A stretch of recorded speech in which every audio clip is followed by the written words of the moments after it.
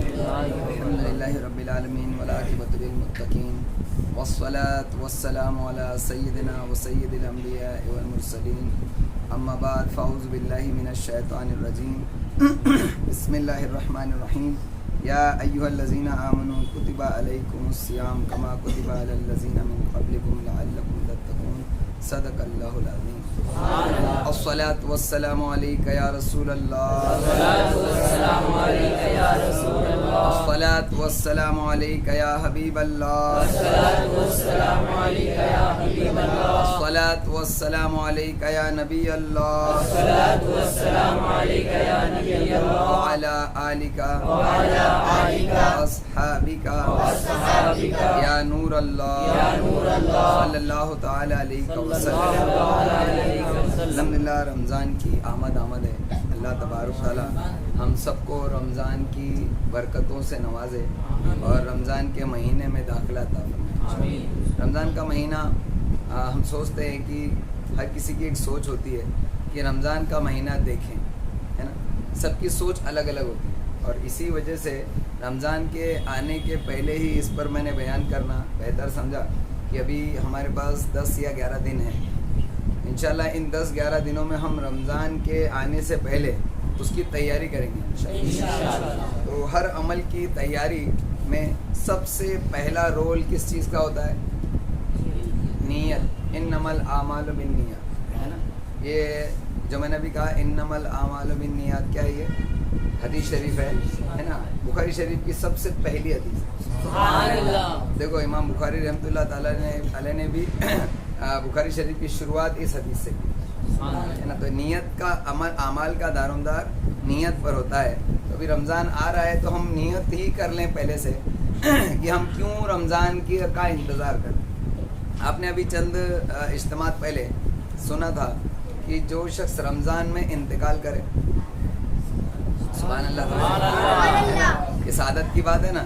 رمضان سال میں کتنی بار آتا ہے؟ ایک ہی بار ہے۔ پتہ نہیں کہ اگلا سال ہمیں ملے نہ ملے، ہے نا۔ تو اب اگر یہ سال ہم رمضان میں داخل ہو گئے تو 1 مہینے کی تو فکر نہیں رہی، موت کے تعلق سے 1 مہینے کی فکر ہماری چلی جائے گی کہ ہم رمضان بھر کے اندر اگر انتقال کر گئے تو ہمارا بیڑا پار، ہے نا۔ الحمدللہ۔ تو نیت کریں، سب سے پہلی نیت کیا؟ اگر میرا انتقال ہونے والا ہے تو میرے مولا رمضان سے پہلے میرا انتقال نہ فرمانا، مجھے مت بلانا، رمضان آنے دینا۔ اگر مجھے بلانا مقصد ہے تو رمضان ہی میں بلانا انشاءاللہ۔ اب اس کے انتظار میں آپ رہو گے تو یہ ایک نیت آپ کی رمضان کے انتظار کی ہوگی۔ دوسری کیا ہے؟ رمضان کے 3 عشرے ہوتے ہیں، اللہ تبارک تعالیٰ نے اس میں 3 عشرے رکھے ہوئے، تینوں کی الگ الگ فضیلت۔ پہلا عشرہ کس کا ہوتا ہے؟ پہلا عشرہ اللہ تبارک تعالیٰ کی رحمتوں کا عشرہ۔ اللہ تعالیٰ کی رحمت تو ہمیشہ برستی ہے، جہاں درود پڑھا جاتا ہے رحمت برستی ہے، اور جہاں اجتماعات ہوتے ہیں وہاں رحمت برستی ہے، جہاں کوئی نیک کام کرتے ہیں وہاں بھی رحمت برستی ہے نا۔ تو پھر رمضان میں اسپیشل کیا ہے؟ رمضان کی رحمتیں اسپیشل ہے نا، اس کو کہتے ہیں رمضان اسپیشل، ہے نا۔ تو رمضان میں جو رحمتیں ہوتی ہیں وہ خاص ہوتی ہے، اور اللہ تبارک تعالیٰ خاص رحمتوں کو خاص اوقات پر اور خاص اعمال کی بنا پر عطا فرماتا ہے۔ تو رحمت کا عشرہ انشاءاللہ پائیں گے۔ پھر اس کے بعد مغفرت کا عشرہ، ہے نا، باقی کے جو 10 بیچ کے آئیں گے دن اس میں مغفرت کا عشرہ۔ اور تیسرا عشرہ کون سا ہوگا؟ جہنم سے آزادی کا عشرہ۔ تو ہم دوسری نیت یہ کریں کہ انشاءاللہ اللہ تعالیٰ کی رحمت کو بھی حاصل کرنا ہے، اور دوسرا مغفرت کو بھی پانا ہے انشاءاللہ، تیسرا جہنم سے آزادی کو بھی پانا ہے۔ ان تینوں کی تیاری کی، یعنی ان تینوں کو حاصل کرنے کا میں انتظار کر رہا ہوں۔ رمضان آنے کا انتظار میں دوسری نیت یہ آ گئی، ٹھیک ہے نا انشاءاللہ۔ اس کے بعد رمضان کے اندر جو ہے بہت ساری فضیلتیں ہیں، وہ انشاءاللہ ہم سنتے رہیں گے، اور رمضان کی تمام فضائل کو حاصل کرنے کی نیت ابھی سے کرتے رہیں انشاءاللہ، یعنی جتنی بھی فضیلتیں ہیں اس کی سب انشاءاللہ تبارک تعالیٰ ہم حاصل کریں گے انشاءاللہ۔ اب شروع کرتے ہیں کہ اللہ تبارک تعالیٰ نے رمضان کے روزے ہم پر کب فرض کیے۔ اللہ تعالیٰ نے قرآن عظیم میں ارشاد فرمایا، یا ایھا الذین آمنوا کتب علیکم الصیام کما کتب علی الذین من قبلکم لعلکم تتقون، اے لوگوں جو ایمان لائے ہو، تم پر روزے فرض کیے گئے ہیں جیسے تم سے پہلے والے لوگوں پر فرض کیے گئے تھے. یعنی یہ صرف حضور علیہ الصلوۃ والسلام کی امت پر روزے فرض نہیں ہیں, روزے فرض پچھلی امتوں پر بھی تھے. یہ بات الگ ہے کہ رمضان کے نہیں اور دنوں کے, ہے نا, اور دنوں کے روزے ان پر فرض تھے. جیسے آدم علیہ السلام کی امت کے اوپر 13, 14, 15 تاریخ یعنی ایام بعث کے روزے فرض تھے. ہر مہینے کی یہ 3 روزے آدم علیہ السلام کی امت پر کیا تھے؟ فرض تھے. تو ہمارے لیے نفل ہے لیکن ان پر فرض تھے. تو سال بھر میں وہ کتنے روزے رکھتے تھے؟ اتنا کیلکولیشن ویک ہے. 12 × 36 روزے فرض تھے, اور ہمارے اوپر کبھی 30 کبھی 29. اللہ تعالیٰ نے روزے بھی کم کر دیے ہمارے اوپر, ہے نا, اور برکتیں کئی گنا زیادہ ہیں. سبحان اللہ. حضرت سعید بن زبیر رضی اللہ تعالیٰ عنہ کا قول ہے کہ ہم سے پہلے والے لوگوں پر عشاء سے لے کر دوسری رات کے آنے تک روزہ ہوتا تھا.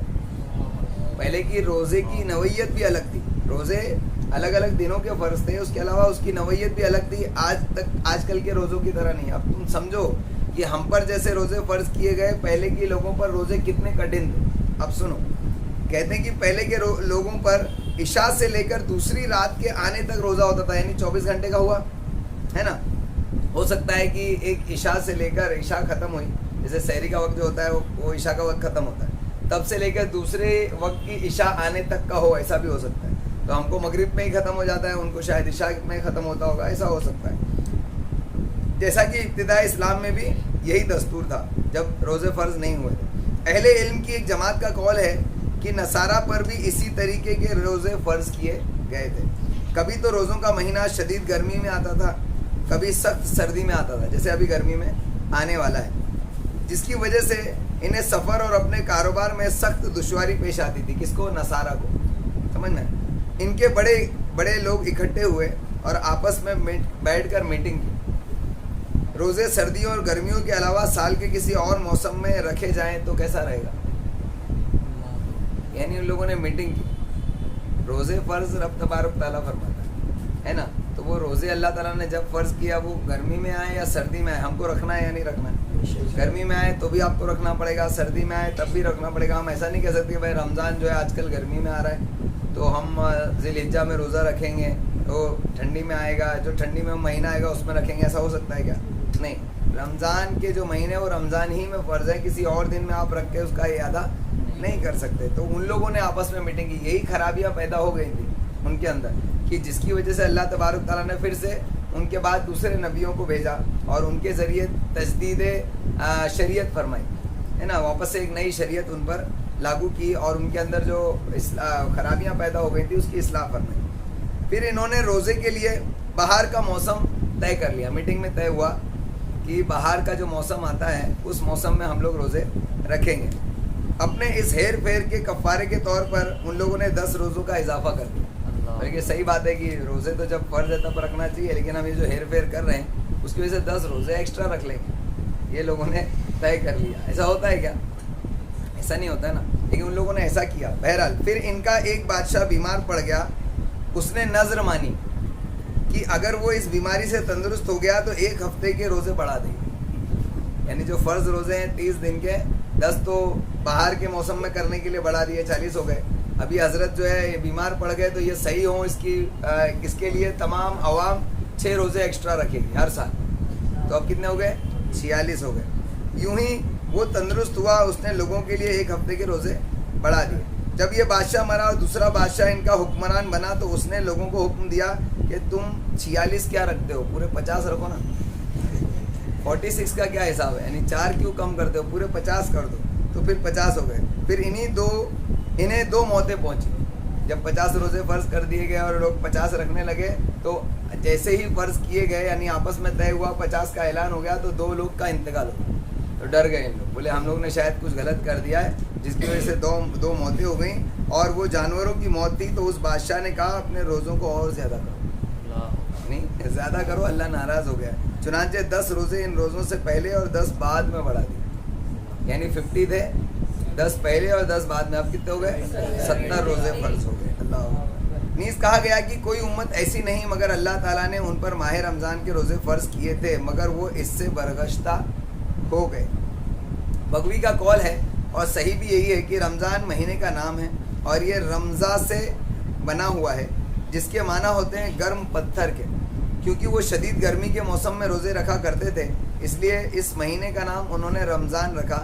عرب قبیلوں نے جب مہینوں کے نام رکھنا چاہے تو ان ایام میں یہ مہینہ انتہائی گرمی کے موسم میں آتا تھا، یعنی یہ اس کا نام رمضان، روزے تو فرض تھے، روزے رکھا کرتے تھے، جس بھی امت میں رمضان کے روزے فرض تھے تو اس امت کے لوگ جب روزے رکھتے تھے تو گرمی میں آتے تھے، تو اس مہینے کا نام اسی وقت میں طے کیا گیا تھا، مہینوں کے نام، تو اس مہینے کا نام رمضان رکھ دیا گیا، کیونکہ رمضا جو ہے وہ گرمی سے مشتق ہے، چنانچہ اس کا نام رمضان رکھا گیا۔ کچھ حضرات کا کہنا ہے کہ اس ماہ کو رمضان اس لیے کہتے ہیں کہ یہ ماہ مقدس یعنی گناہوں کو جلا دینے والا، اس کی گرمی جو ہے گناہوں کو جلا دیتی ہے، اس وجہ سے اس کا نام رمضان رکھا گیا۔ یہ کبھی پہلے سنا تھا؟ یہ چیزیں اللہ کے ولیوں کی کتابوں میں ملتی ہیں اور سنی دعوت اسلامی کے اجتماع میں ملتی ہیں۔ روزے ہجرت کے دوسرے سال فرض کیے گئے، روزے جو ہے ہجرت جو حضور علیہ السلام نے مدینہ منورہ ہجرت کی تو اس کا 2 سال گزرنے کے بعد روزے فرض ہوئے۔ یہ دین کا ایک اہم رکن ہے، اس کے واجب ہونے کے منکر کی تکفیر کی جائے گی، جو شخص اس کو فرض نہیں مانے گا اس کو کافر مانا جائے گا۔ احادیث مقدسہ میں اس ماہ کے بہت سی فضیلتیں نقل ہیں، جن میں سے ایک حدیث یہ ہے کہ سرکار علیہ السلام نے فرمایا جب رمضان المبارک کی پہلی رات آتی ہے، اگر آپ یہ حدیث شریف پہلی رات گزرنے کے بعد سنیں گے تو کیا فائدہ ہوگا، اس کے لیے پہلے سننا ضروری تھا، تو آپ جتنی نیتیں میں نے بتائی تھی وہ کریں گے، اس کے علاوہ رمضان کی پہلی رات کا بھی انتظار کریں گے انشاءاللہ، یعنی چاند دکھتے ہی رمضان کا جو رات آتی ہے نا وہ پہلی رات، ٹھیک ہے؟ تو رمضان المبارک کی پہلی رات جب آتی ہے تو جنت کے تمام دروازے کھول دیے جاتے ہیں اور پورا ماہ رمضان ان میں سے کوئی دروازہ بند نہیں کیا جاتا، اور اللہ تعالیٰ پکارنے والے کو حکم دیتا ہے، یہ پکارنے والے فرشتے ہوتے ہیں، ان کو حکم ہوتا ہے کہ جو ندا کرتے ہیں کہ اے نیکی کے طلب کرنے والے متوجہ ہو اور اے گناہوں کے طلبگار رک جا، یعنی اگر کوئی گناہ کرنے کی چاہت رکھتا ہے تو بھائی رک جاؤ، اور اے نیکیاں کرنے کے طلبگار رمضان کا مہینہ ہے خوب نیکیاں کرو، یہ اللہ تعالیٰ اعلان کراتا ہے لیکن ہم کو سنائی نہیں دیتا، لیکن سرکار نے ہم کو بتا دیا کہ ایسا اعلان ہوتا ہے، سنائی نہ دے تب بھی نیکی کرنا اور گناہوں سے بچنا۔ پھر وہ کہتا ہے کوئی بخشش طلب کرنے والا ہے جسے بخش دیا جائے، کوئی سائل ہے جسے عطا کیا جائے، یعنی کچھ بھی مانگنے والا ہے اس کو عطا کیا جائے، کوئی توبہ کرنے والا ہے جس کی توبہ قبول کی جائے، اور صبح ہونے تک یہ ندا ہوتی رہتی ہے۔ یہ رمضان کی راتوں کی فضیلت ہے، پہلی ہی رات میں یہ ساری دعا مانگ لینا۔ اب یہ ساری دعائیں اور کون سی رات ہے کہ جس کے اندر یہ ندا دینے والا ندا دیتا ہے؟ شب قدر کے اندر بھی ایسا ہوتا ہے نا، تو پہلی رات بھی رمضان کی جو ہے وہ اتنی فضیلت والی، اور اللہ تعالیٰ ہر عید الفطر کی رات 10 لاکھ ایسے بندوں کو بخشتا ہے جن پر عذاب واجب ہو چکا ہوتا ہے۔ ہر عید الفطر کی رات یعنی جو چاند رات آئے گی نا، اس کو اللہ تبارک تعالیٰ 10 لاکھ لوگوں کو بخشتا ہے، ایسے 10 لاکھ لوگوں کو جن پر جہنم واجب ہو چکی ہے ان کو بھی بخش دیتا ہے۔ تو کیوں جہنم واجب جن پر ہو چکی ہو لیکن رمضان کا ادب کیا، رمضان میں عبادتیں کی، رمضان پورا کر لیا ادب کے ساتھ، تو ایسے شخص کو اس 10 لاکھ کے اندر اللہ تعالیٰ حصہ تھا۔ وہ لوگ جو اپنی زندگی میں گناہوں کی وجہ سے عاجز ہیں اور غمگین ہے کہ پتہ نہیں ہمارے گناہوں کی وجہ سے ہمیں جہنم کے کس کونے میں ڈال دیا جائے گا، اللہ تعالیٰ ہمیں معاف کرتا بھی ہے یا نہیں، تو اس کے لیے بھی یہ موقع ہے کہ وہ رمضان میں محنت کرے اور خوب اللہ تعالیٰ سے دعا کرے۔ رمضان کے بعد جو عید کی چاند رات جو ہوگی، عید کے صبح عید کی نماز پڑھنا ہے تو چاند دکھنے کے بعد اور عید کی نماز کے درمیان کی جو رات ہے، اس رات میں انشاءاللہ 10 لاکھ ایسے لوگوں کو بخشا جائے گا جن پر جہنم واجب ہے، اللہ تعالیٰ ان میں ہمارا شمار کر دے گا۔ حضرت سلمان فارسی رضی اللہ تعالیٰ عنہ سے روایت ہے کہ نبی کریم صلی اللہ تعالیٰ علیہ وسلم نے ہمیں شعبان کے آخری دن خطبہ دیا، یعنی رمضان آنے والا تھا تو ایک رات پہلے خطبہ دیا اور فرمایا اے لوگوں، تم پر ایک عظیم مہینہ سایہ فگن ہونے والا ہے جس میں لیلۃ القدر ہے جو 1000 مہینوں سے بہتر ہے۔ اللہ تعالیٰ نے اس کے روزوں کو فرض اور اس کی راتوں میں عبادت کو سنت قرار دیا ہے۔ جو شخص اس ماہ میں کسی نیکی سے قرب حاصل کرتا ہے، کسی بھی نیکی کے ذریعے اللہ تعالیٰ کا قرب یعنی قریب ہونے کی کوشش کرتا ہے، اسے دوسرے مہینوں میں فرض کی ادائیگی کا ثواب عطا کیا جاتا ہے، اور جس نے فرض ادا کیا اس مہینے میں وہ ایسا ہے جیسے اس نے دوسرے مہینوں میں 70 فرض ادا کیے، یعنی 70 گنا اس کے ثواب کو اللہ تعالیٰ بڑھا دیتا ہے۔ یہ صبر کا مہینہ ہے اور صبر کا اجر جنت ہے۔ یہ بھائی چارے اور ہمدردی کا مہینہ ہے۔ یہ ایسا مہینہ ہے کہ جس میں مومن کا رزق زیادہ ہو جاتا ہے، ہوتا ہے یا نہیں ہوتا ہے نا؟ اور جس شخص نے اس مہینے میں کسی روزہ دار کا روزہ افطار کرایا اسے غلام آزاد کرنے کا ثواب ملتا ہے اور اس کے گناہ بخش دیے جاتے ہیں۔ تو ہم رمضان میں لوگوں کو افطاریاں کراتے پھرتے ہیں نا، تو اس میں یہ فائدہ ہے، فائدہ بھی معلوم ہونا چاہیے نا۔ ہم کو صرف یہی پتہ ہے کہ جو ہے افطاری کرانے میں ثواب، لیکن کیا ثواب ہے وہ آپ نے سنا؟ غلام آزاد کرانے کا ثواب ہے، غلام آزاد کرنے کا ثواب ہے۔ تو ڈھونڈ کر لوگوں کو افطاری کرائیں، لیکن ڈھونڈ کے میں نے کیوں کہا پتہ؟ افطاری آپ رکھیں گے تو بہت سارے آ جائیں کھانے کے، لیکن ڈھونڈ کے اس لیے کہا کہ ڈھونڈ کے جن تک افطاریاں نہیں پہنچتی، جو کیپیبل نہیں ہیں، ان تک اپنی افطاریاں پہنچانے کی کوشش کریں انشاءاللہ۔ ہم نے عرض کی یا رسول اللہ صلی اللہ تعالیٰ علیہ وسلم، یہ تمام تعریفیں سننے کے بعد سرکار صحابہ کرام نے کہا یا رسول اللہ صلی اللہ تعالیٰ علیہ وسلم، ہم میں سے ہر شخص ایسی چیز نہیں پاتا، ہمارے پاس سب کے پاس اتنا نہیں ہے جس سے وہ کسی کو روزہ دار کو روزہ افطار کرائے۔ تو آپ نے فرمایا اللہ تعالیٰ یہ ثواب ہر اس شخص کو عطا کرتا ہے جو کسی روزہ دار کو روزہ دودھ کے گھونٹ یا پانی کے گھونٹ یا کھجور سے بھی افطار کرا دے، اور جس نے کسی روزہ دار کو سیر کیا، یعنی یہ تو صرف روزہ افطاری کرا دینے کا ثواب ہے، اور پیٹ بھر کر اگر سیراب کیا تو وہ اس کے بعد کبھی پیاسا نہ ہوگا۔ اللہ تبارک تعالیٰ اس کو آخرت میں کبھی پیاسا نہیں رکھے گا، اور اسے بھی روزہ دار کے برابر اجر بھی عطا کرے گا، لیکن روزہ دار کے اجر میں کچھ کمی بھی نہیں ہوگی۔ اور یہ وہ مہینہ ہے جس کا اول رحمت ہے، درمیانہ مغفرت ہے، اور آخری جہنم سے آزادی۔ جس نے اس مہینے میں اپنے خادم سے تخفیف کی، سب چیزیں سن لو، یہ مکاشف القلوب میں مختصر ہے، اس کو سن لیں، تھوڑا سا بچا ہے۔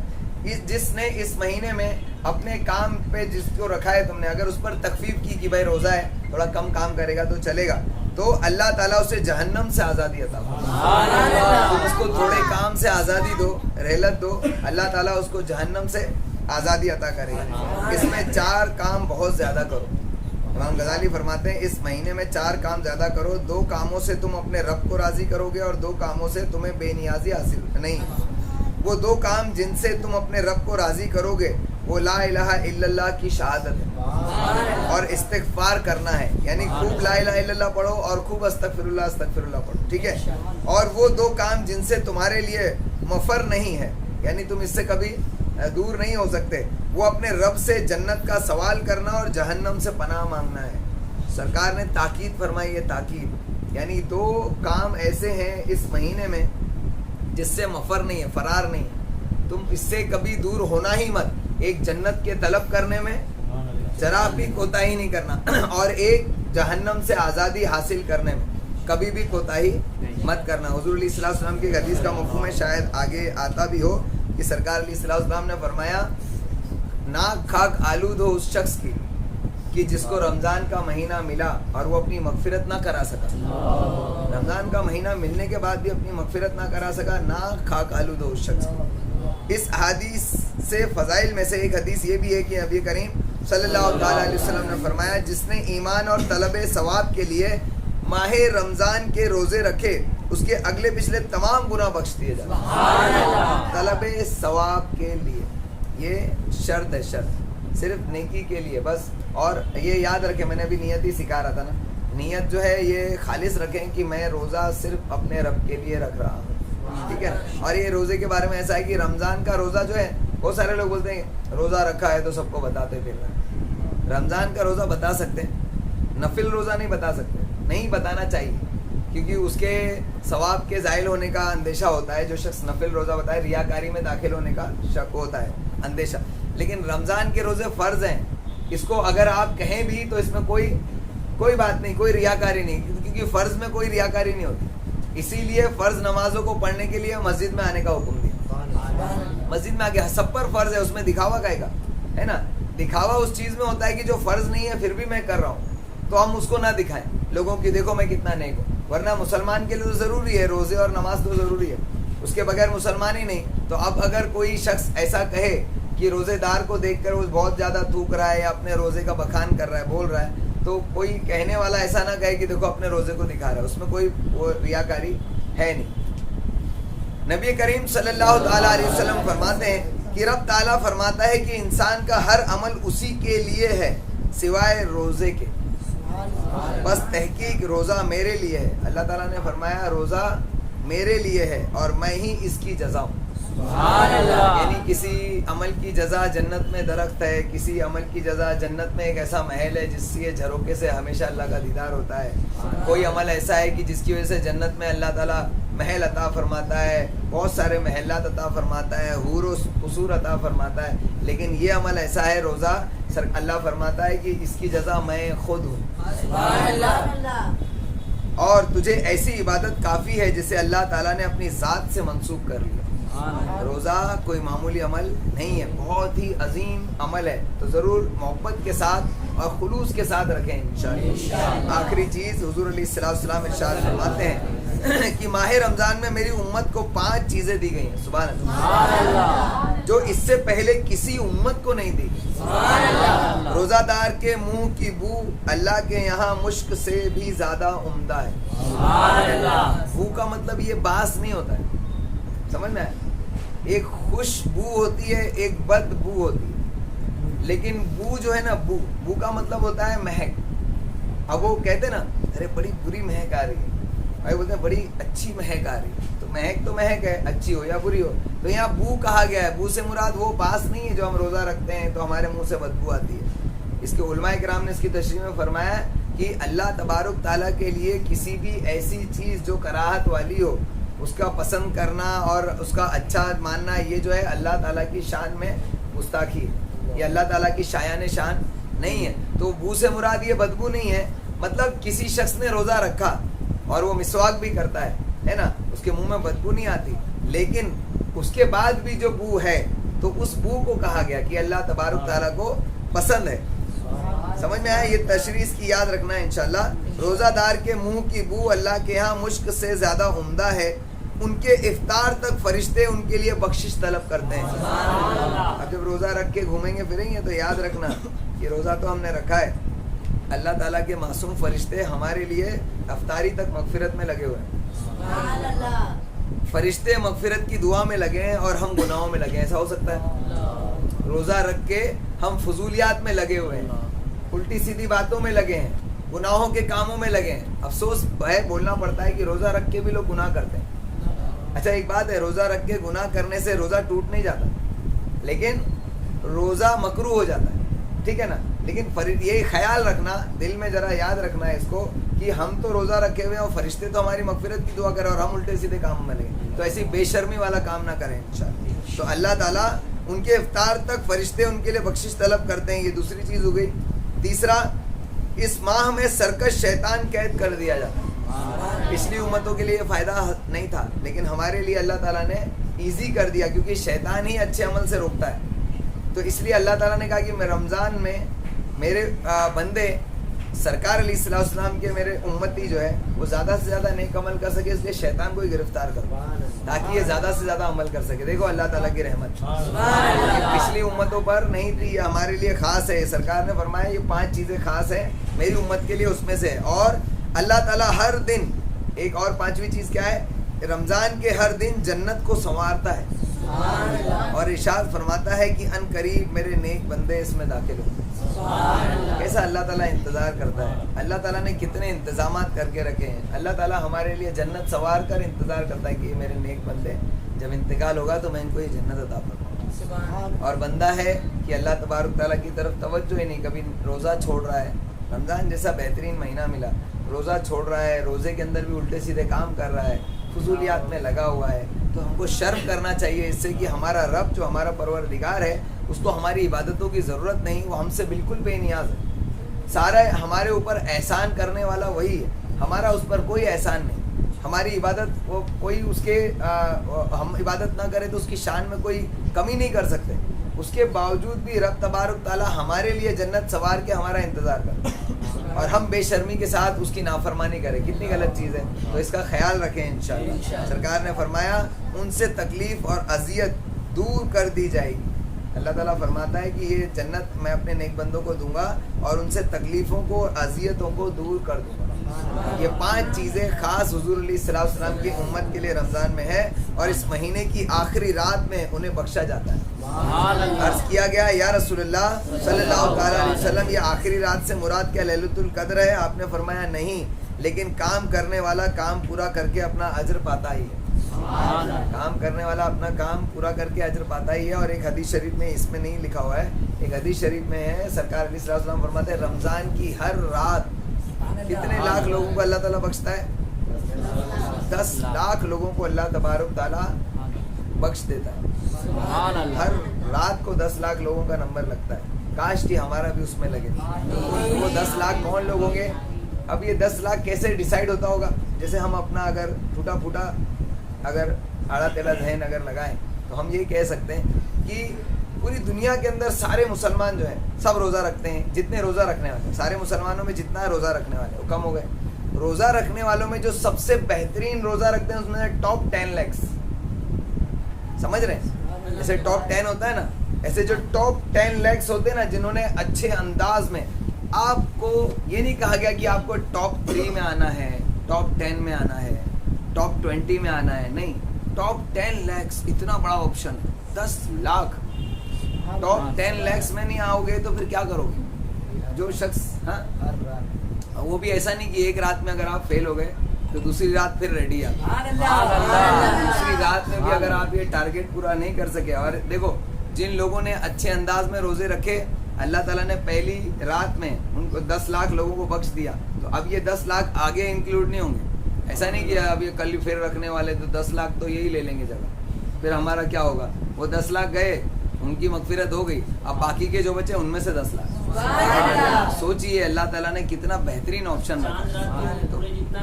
اور پھر چاند رات میں دیکھو یہ مہینے بھر ایسا چلتا ہے 10 لاکھ 10 لاکھ 10 لاکھ 10 لاکھ. اس کے بعد رمضان بھر جتنے لوگوں کا کی مغفرت ہوئی ٹوٹل کتنا ہوا؟ مان لیجئے 30 کا چاند ہوا. رمضان کے 30 روزے ہوئے، 30 راتیں آئیں اس کے اندر، ٹھیک ہے نا؟ تو 29 راتوں میں کتنے ہو گئے؟ 2 کروڑ 90 لاکھ لوگوں کی مغفرت ہوئی. تو چاند رات کو 2 کروڑ 90 لاکھ لوگوں کی مغفرت اور ہوتی. آپشن کتنا سالڈ ہے آپ سمجھ سکتے ہیں. 10 لاکھ 10 لاکھ 10 لاکھ پھر اس میں سے تم نہیں آ سکے تو لو اپنی کھٹے اتنے اور لو. اب جو لوگ بدماش ہوتے ہیں اور بد اخلاقی کے ذریعے اپنا پورا رمضان گنوا دیں، اس لیے سرکار نے فرمایا ناک خاک آلود ہو اس شخص کی کہ جس کو رمضان ملا اس کے باوجود وہ اپنی مغفرت نہ کرا سکا. ٹھیک ہے نا؟ تو اب سمجھ رہے ہیں نا کہ یہ رمضان ہمارے لیے کتنی بڑی نعمتیں لے کر آیا ہے. معمولی نہیں ہے. اس میں صرف افطاری اور سحری نہیں ہے، اس میں خالی شام کی رنگینیاں نہیں ہیں اور مال پوا ہی نہیں ہے، اس کے اندر بہت کچھ ہے. سمجھ میں آیا؟ تو ان چیزوں کی طرف توجہ دو کہ جو اللہ تعالیٰ کی طرف سے ہیں. کریں گے نا انشاءاللہ. محنت سے روزہ رکھیں، اخلاص کے ساتھ اور خلوص کے ساتھ رکھیں. اللہ تبارک تعالیٰ سے دعا ہے اللہ تبارک تعالیٰ کہنے سننے سے زیادہ عمل کی توفیق عطا فرمائے. میرے مولا سرکار علیہ الصلوۃ والسلام کی نالین مقدس کے صدقے طفیل ہم سب کو رمضان کی قدر کرنے کی توفیق عطا فرما. رمضان سے اپنی مغفرت حاصل کرنے کی توفیق عطا فرما. رمضان کے روزوں کو ان کے حق کے مطابق ادا کرنے کی توفیق عطا فرما. میرے مولا حضور صلی اللہ تعالیٰ علیہ وسلم کے وسیلے سے میرے مولا رمضان کی ہر رات کے ذریعے امت مسلمہ کی مغفرت فرما. زیادہ سے زیادہ تعداد میں مغفرت فرما. میرے مولا حضور صلی اللہ تعالیٰ علیہ وسلم کی تعلیمات کو سن کر عمل کر کے دوسروں تک پہنچانے والا بنا. حضور علیہ الصلوۃ والسلام کی محبت میں زندہ رکھ، انہی کی محبت میں موت عطا فرما. میرے مولا ہم نے جو کچھ احادیث سنی رمضان بھر اپنے دوستوں کو، اپنے گھر والوں کو، اپنے رشتہ داروں کو یہ احادیث بتاتے رہنے کی توفیق عطا فرما. بالخصوص میرے مولا روزہ چھوڑنے کے تعلق سے جو 9 لاکھ سال جہنم میں جلنے والی وعید ہے اس کو زیادہ سے زیادہ لوگوں تک پہنچانے کی توفیق عطا فرما. میرے مولا حضور صلی اللہ تعالیٰ علیہ وسلم کا دیدار خواب میں عطا فرما، موت کے وقت عطا فرما، قبر میں عطا فرما، حشر کے میدان میں عطا فرما. جنت میں حضور علیہ الصلوۃ والسلام کا ساتھ نصیب فرما. ایمان کے ساتھ مدینے میں موت عطا فرما. جنت البقیع میں قبر عطا فرما. سبحان ربک رب العزت عما یصفون وسلام علی المرسلین والحمد للہ.